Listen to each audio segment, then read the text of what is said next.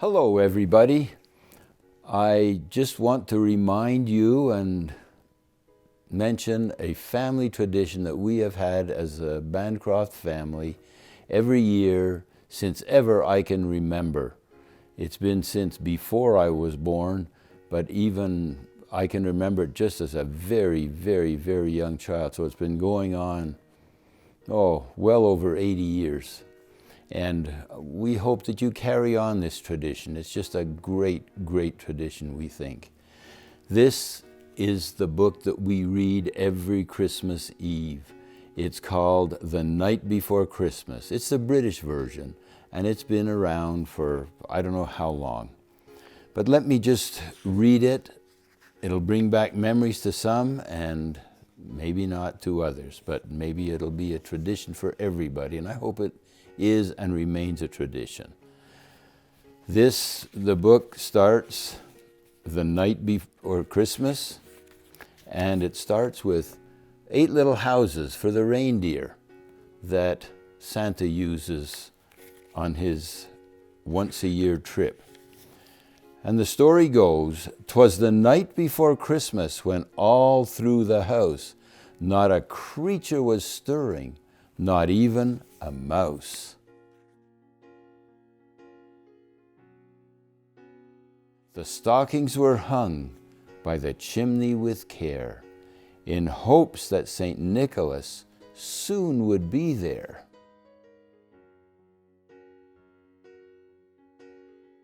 The children were nestled all snug in their beds, while visions of sugar plums danced through their heads.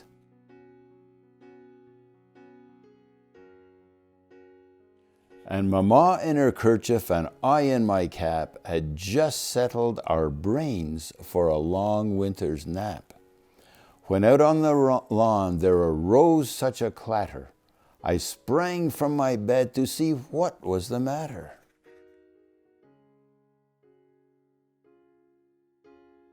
Away to the window I flew like a flash, tore open the shutters and threw up the sash.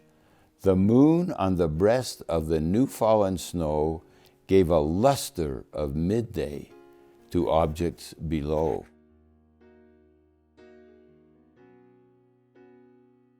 When what to my wondering eyes should appear but a miniature sleigh and 8 tiny reindeer.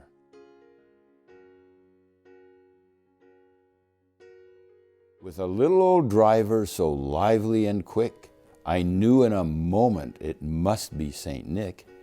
More rapid than eagles his coursers they came, and he whistled and shouted and called them by name.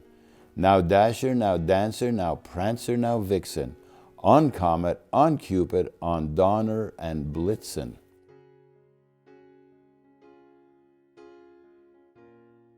To the top of the porch, to the top of the wall, now dash away, dash away, dash away all.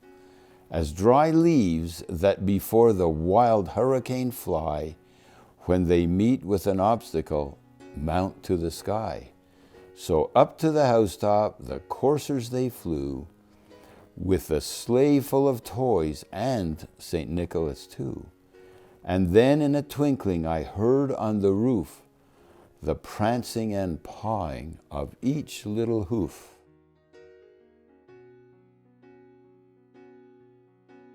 As I drew in my head and was turning around, down the chimney St. Nicholas came with a bound.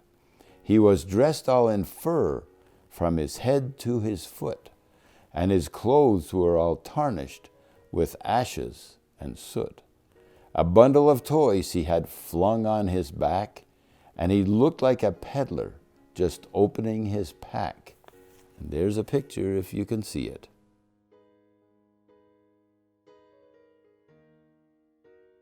His eyes how they twinkled, his dimples how merry. His cheeks were like roses, his nose like a cherry. His droll little mouth was drawn up like a bow, and the beard on his chin was as white as the snow. The stump of a pipe he held tight in his teeth, and the smoke, It encircled his head like a wreath. He had a broad face and a round little belly that shook when he laughed like a bowl full of jelly. He was chubby and plump, a right jolly old elf, and I laughed when I saw him in spite of myself. A wink of his eye and a twist of his head soon gave me to know I had nothing to dread.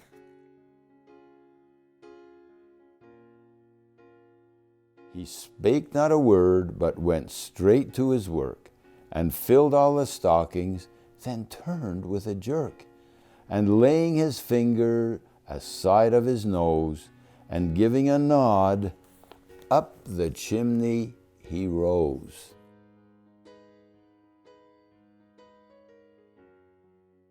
He sprang to his sleigh, to his team gave a whistle, and away they all flew like the down of a thistle.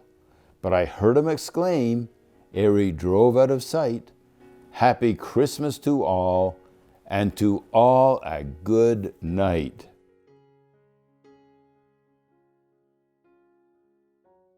And then we would hang our stockings in the hopes that St. Nicholas soon would be there, or Santa Claus, and we put out cookies and milk and things for him to nourish himself on his long trip, and then we went to bed and just waited till the morning.